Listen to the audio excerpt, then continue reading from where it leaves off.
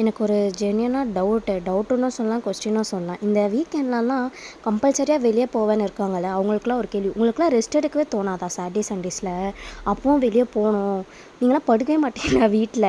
படுத்து தூங்கணுன்ற ஆசையே இல்லையா? எனக்குலாம் ஃப்ரைடே கண்ணை மூடுவேன், நைட்டு அப்படியே அத்தோட பார்த்தா மண்டே மார்னிங் அப்படியே பிளிங்க் ஆஃப் அன் ஐயில் வந்து அப்படியே மண்டே வந்துடுது.